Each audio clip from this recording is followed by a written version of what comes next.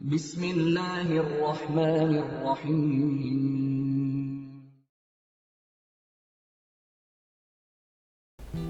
Assalamu alaikum wa rahmatullahi wa barakatuh. We hope you are enjoying our programs.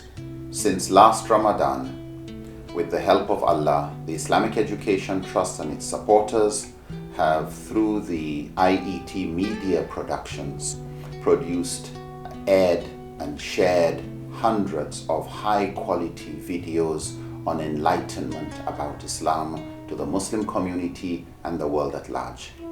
We have, alhamdulillah, been able to air topics to do with self-improvement, purification of the heart, spiritual growth, ethics, morality, family, parenting, marriage, child upbringing, issues surrounding self-improvement, financial literacy, better self-management, Islamic jurisprudence, and responses to common questions asked about Islam by Muslims, by non-Muslims, and also responding to Islamophobia and those who have a fear about Islam. For this work to continue and for it to be sustained, we need your support. If it is to become a sadaqatun jariyah, we would need all you can do to help us ensure that this good work continues to benefit humanity. As Allah says in the Quran, "In tansurullah yansurukum wa yuthabbit aqdamakum." If you help Allah, Allah will help you and He will make firm your steps. إن تنصروا الله ينصركم ويثبت أقدامكم. Assalamu alaikum wa rahmatullahi wa barakatuh. You are all welcome back from the short break. Before the short break, our Sheikh was discussing one of the fundamental qualities of a leader, which is having knowledge and wisdom. And oftentimes, we used to hear people saying that it's part of the qualities of a leader to have taqwa, Allah's consciousness. Is that true? And if it's true, can you elaborate on that point, sir? Alhamdulillah, wassalatu wassalamu ala rasulillah wa ala alihi wa sahbihi wa mawala. Piety, that is taqwa, or what is called al-wara in Arabic. Taqwa, that's piety. As far as Islam is concerned, it's an important quality that a leader should possess. It's very important. A poet, it says in his poem, فَاتَّقِ اللَّهَ فَتَقْوَى اللَّهِ مَا جَاوَرَتْ قَلْبَ امْرِئٍ إِلَّا وَصَلْ. Like fear Allah, have Allah's piety and consciousness. Because the taqwa, the piety you see, it will not get attached with with somebody, with his qalb, the heart, except that it leads to the destination of that person. You know, it facilitates achieving even your goal. It leads you to your destination. So taqwa is very important. And it's a shield that prevents from what God does not want. Because the leadership sometimes, because of the power, some people abuse it. Some abuse it in oppressing people.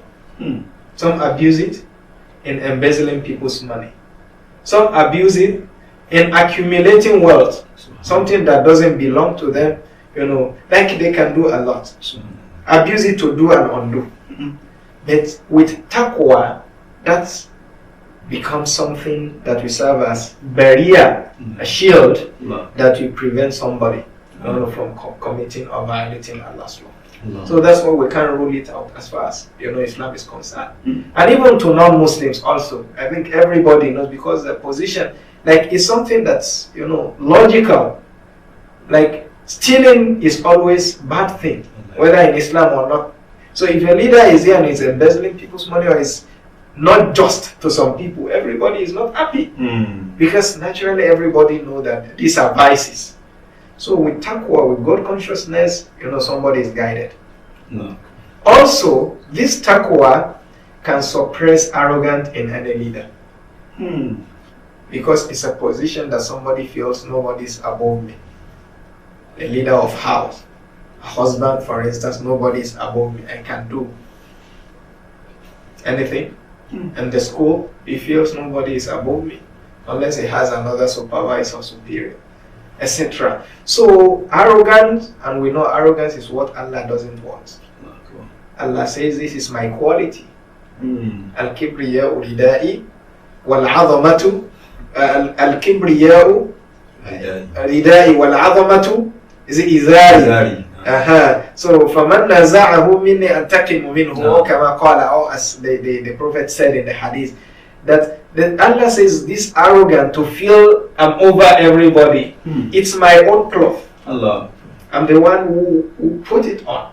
So I don't want anybody to actually come and drag it from me.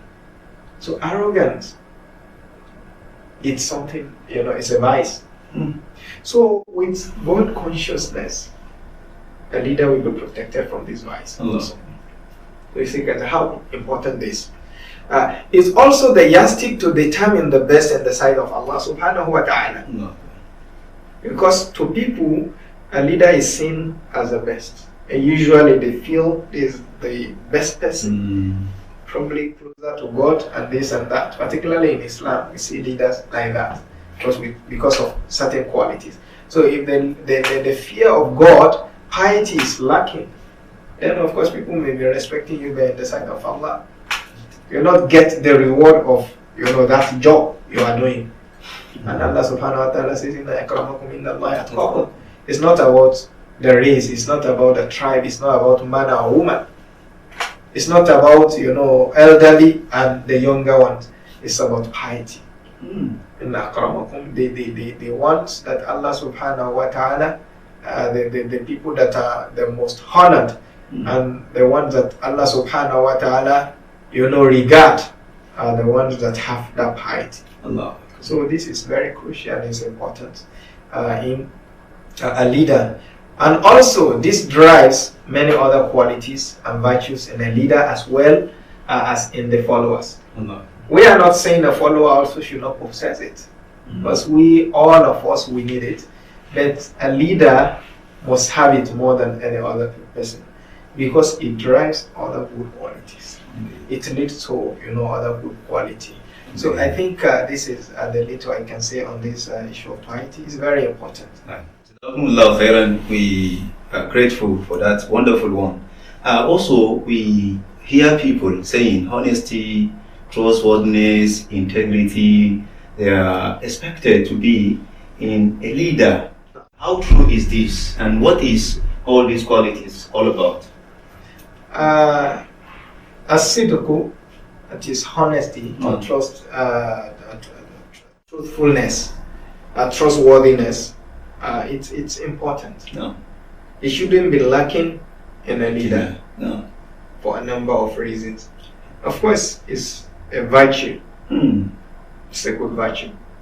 And when you are saying who are the people to possess it, the leader is in the forefront. Allah. Because of what? Aside the fact that Allah loves it, if you want to gain acceptance and you want people to regard you, Allah. and you don't want them to take you for granted, No. and you always want them to obey your sayings, definitely you have to possess this as a leader. Because if you have the opposite of that, definitely they will, it's just like a liar has come again. You said yesterday, have you that kind of thing. And the Prophet ﷺ is our role model. Allah subhanahu wa ta'ala says, لَقَدْ كَانَ لَكُمْ فِي رَسُولِ اللَّهِ أُسْوَةٌ حَسَنَةٌ. Indeed, in the Prophet ﷺ, for you, a good example is your role model. What do we take from the Prophet ﷺ in respect to this quality? The Prophet ﷺ, we all know he was nicknamed Al-Amin. Isn't it? No. He was nicknamed Al-Amin. Even this by even the polytheist, the pagan of Mecca, before even he became the Prophet ﷺ, he was known as Al-Amin. Why? Because he was not known with cheating, betraying. And people used to even keep things, their belongings, in his custody, because they know in there you are looking for somebody who is trustworthy, he will not betray you. Go to the Prophet sallallahu alaihi wasallam. And that actually helped him when even he started his mission. Of course, a lot of people castigated, they tortured, they did this and that, but that helped some people, because some people felt that is this person you are calling Al-Amin. He was known with high quality, good quality, with trustworthiness. So now he's saying something. Now you are saying he's telling lie. Yeah, like you are contradicting yourself. You can see how helpful that even in one's mission. So that is one. And the Prophet sallallahu alaihi wasallam said in another hadith also that all of you are sheep. كلكم راع وكلكم مسؤول عن رعيته. All of you are shepherd, and each of you will be asked concerning his flock in the day of judgment. If you are a leader of house, you are shepherd. If you are head of organization, you are shepherd. If you are head of a mosque, you are shepherd. Head of a market, you are shepherd.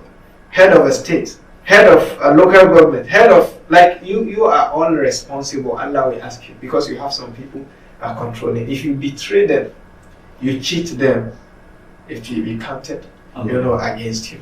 So this is another thing.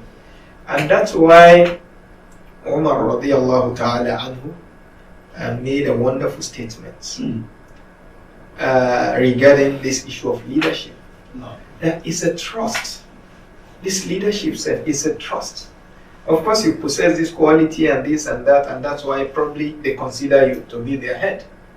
It is amana, don't take it for granted. In the day of judgment, if you do good, you didn't betray, you have taqwa, that one will be under the shade of Allah subhanahu wa ta'ala. But if you betray people and they didn't trust you, say innaha amana. It's amana. Wa innaha yawm al-qiyamati khizyun wa nadama. But in the day of judgment, it could be a disgrace and regret. And somebody will feel, how I wish I even die as a follower, not as a leader. So it's delicate. So all that we are saying in essence is that this quality, sidq, truthfulness, and also the amana, trustworthiness, this will help somebody, handle this position carefully, which will definitely later lead him to Allah's pleasure.